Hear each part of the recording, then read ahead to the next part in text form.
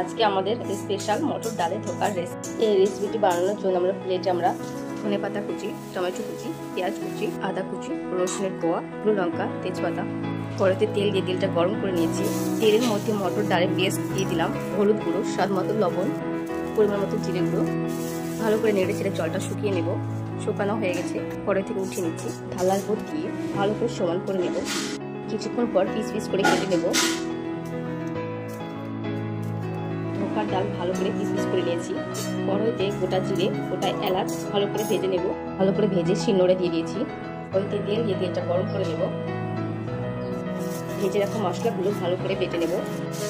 গরম তেলের মধ্যে কেটে রাখা ধোকার ডাল ভালো করে তেলের মধ্যে ভেজে নেব। ভাজা হয়ে গেছে, এক এক করে উঠিয়ে নেব। আবারও সামান্য তেল দিয়ে কেটে রাখা আলুগুলো দিয়ে দেব। সামান্য পরিমাণ হলুদ গুঁড়ো দিয়ে আলুটাকে ভালো করে ভেজে নেব। আলুগুলো ঠিক মতো ভাজা হয়ে গেছে, কড়াই থেকে উঠে নিচ্ছি। ওই তেলের মধ্যে পাঁচফোড়ন, শুকনো লঙ্কা, তেজপাতা দিয়ে দিলাম।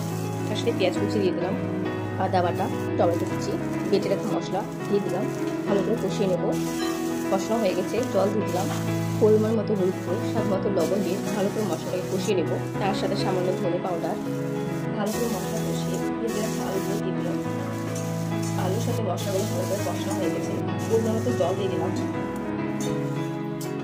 সামান্য পরিমাণে কাশ্মীরি লঙ্কা দিয়ে দিলাম। এবার ঢাকা দিয়ে দিয়েছি। 5 থেকে 6 মিনিট পর ঢাকনা উঠিয়ে ভেজে রাখা ধোকার ডাল দিয়ে দিলাম। 2 থেকে 3 মিনিট পর ফুটিয়ে ধোকার ডালের রেসিপিটি নামিয়ে নেব। ধোকার ডালের রেসিপিটি তৈরি হয়ে গেছে, এবার আমরা নামিয়ে নেব। ধোকার ডালের উপরে ধনেপাতা কুচি দিয়ে দিলাম। এই ভিডিওটা যদি ভালো লেগে থাকে লাইক, কমেন্ট আর সাবস্ক্রাইব করে পাশে থাকবেন।